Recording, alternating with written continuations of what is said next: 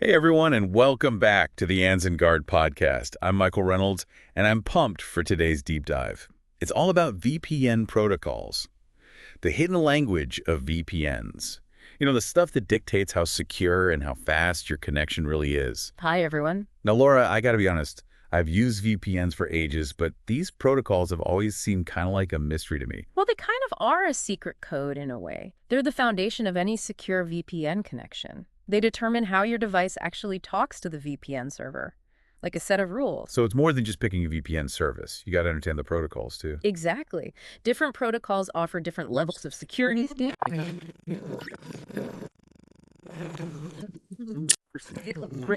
it's like picking the right tool for the job.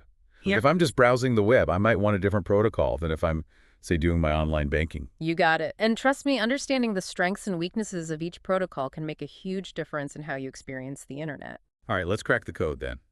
Let's start with one I hear a lot. OpenVPN.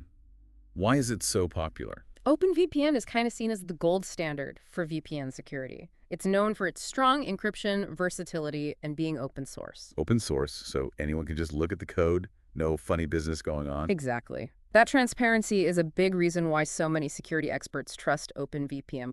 It's super adaptable, works on pretty much any device and operating system. I've also heard there are two kinds of OpenVPN, TCP and UDP. What's that all about? Think of it like this: TCP is like sending a registered letter. It's careful, making sure all the data arrives in perfect condition, but it can be a little slower. UDP is more like sending a regular letter, faster, but there's a tiny chance some parts might get lost. So for streaming a movie, UDP is the way to go for speed. But something like TAS is definitely TCP for that reliability. Exactly. OpenVPN gives you the choice. That flexibility is awesome. That's pretty cool. Now, what about this WireGuard everyone's talking about? They say it's super fast. WireGuard is definitely shaking things up. It's designed to be super fast and efficient. Much simpler code makes a big difference. It's like going from dial-up to fiber optic. So if speed is your thing, WireGuard's your friend. You got it. It's perfect for things like streaming or gaming, where any lag is just the worst. But keep in mind, WireGuard is still pretty new, so some security experts are kind of waiting to see how it develops. So it's got the speed, but maybe not the same track record as OpenVPN when it comes to security? Yeah, that's a fair way to put it. But it's turning heads for sure. It's definitely a protocol to watch. Okay, so OpenVPN for security, WireGuard for speed. What about us folks who are always on the go, hopping between Wi-Fi networks? Anything for us? You're in luck. IKEV2 is known for its ability to quickly reconnect, perfect for people on the move. So even if my connection drops for a second, IKAV2 can get me right back online without missing a beat. Exactly. It handles those interruptions like a champ. Perfect for mobile users, constantly switching between Wi-Fi. IKK's got you covered. That's music to my ears, always on my phone. But how's the security with IKEV2? As strong as OpenVPN? It's got solid security, uses strong encryption to protect your data, but it's not fully open source, so it doesn't have that same level of transparency as OpenVPN. So good for speed and reliability on the go, but maybe not the best choice for super sensitive stuff. Yeah, good way to sum it up. It's all about finding that balance. Got it. So we've got the big names, OpenVPN and WireGuard, and the mobile-friendly IKEV2. Any other protocols we should know about? There are a few others, each with their own quirks. L2TP-ISEC, for example, offers solid security, but it can be a little slower. Sounds like they work as a team. L2TP builds the tunnel and IPsec handles the encryption. Right on. Like a secure courier service for your data might not be the fastest, but it's reliable. Makes sense.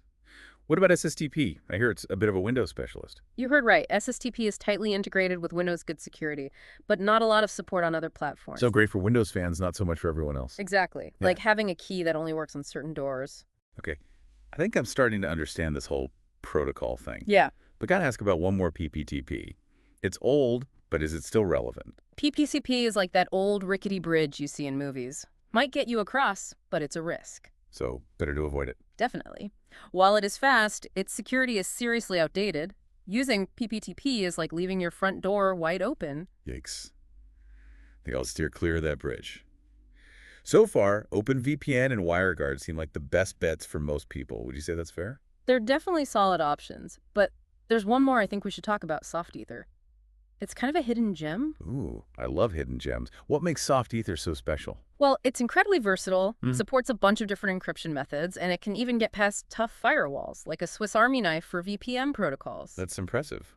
Why isn't it more popular then? It can be a bit trickier to set up, Well, and not all VPN providers support it. so if you're tech savvy and willing to put in the work, Softether's a good option. Exactly. And because it's so good at evading censorship, it's a lifesaver for people in countries with restricted internet access. This is really interesting. I'm learning so much about VPN protocols, way more to it than I thought. There definitely is. Choosing the right protocol can make a world of difference for your online security speed and your whole browsing experience. Already rethinking my VPN choices. But before I make any decisions, I want to hear more about these other protocols you mentioned, like IPsec. What's that all about? Is it a standalone protocol or something else?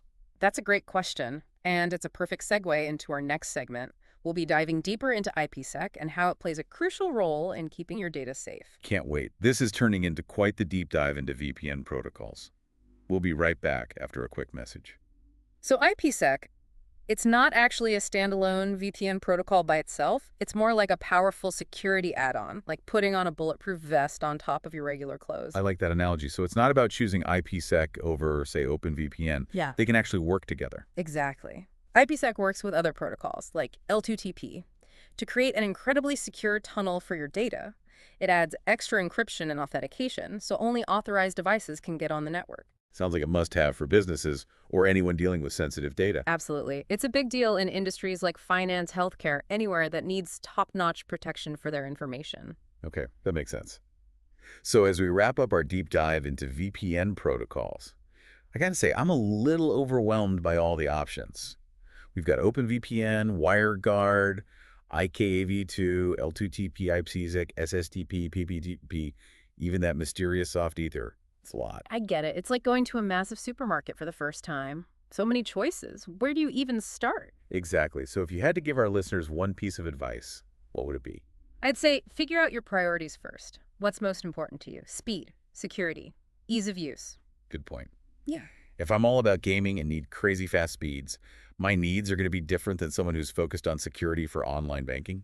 Right. Once you know what you're looking for, you can start researching different VPN providers. See what protocols they offer, how they use them. And don't be afraid to experiment a little. Try out different protocol. See how they work in the real world. Absolutely. There's no magic bullet. The best protocol for you depends on your specific needs and how you use the internet. This has been eye-opening, Laura. Thanks for walking us through the world of VPN protocols. Happy to do it. Remember, knowledge is power when it comes to online security. The more you know, the better you can protect yourself. Well said. And to our awesome listeners, thank you for joining us on this deep dive into VPN protocols. Hope you found it as fascinating as we did. We've covered a ton of information today, but before we go, I want to highlight something really important. Choosing the right VPN protocol is a great start, but it's only part of the story. It's like having a high-tech security system but leaving all your doors unlocked. Right, exactly. The VPN provider itself matters too. Their logging policies, where their servers are located, their reputation, all of that is just as important as the protocols they offer. You got to find a provider that you trust, one that shares your values and priorities. So do your homework. Read reviews. Don't be afraid to ask questions. You want to be 100% comfortable with a provider before you trust them with your online security. Absolutely. And remember, things change all the time. Technology evolves, new threats pop up. So stay informed, stay curious, keep learning about new ways to stay safe online. Couldn't agree more. So to sum it all up, choosing the right VPN protocol can make a huge difference for your online security, your speed, your whole experience. But it's not the only thing to consider. The VPN provider themselves is just as important. It's all about finding that perfect match, a provider you trust using a protocol that fits your needs. Well, that brings us to the end of our deep dive into VPN protocols. I hope you learned something new today and feel more confident about making informed choices for your online security. It's been a pleasure sharing this information with you all. And a huge thank you to all our amazing listeners for tuning into the AnzenGuard podcast. I'm Michael Reynolds. I'm Laura Wilson. Don't forget to subscribe, like, comment, and share this episode with anyone who wants to level up their online privacy. Until next time, stay safe out there.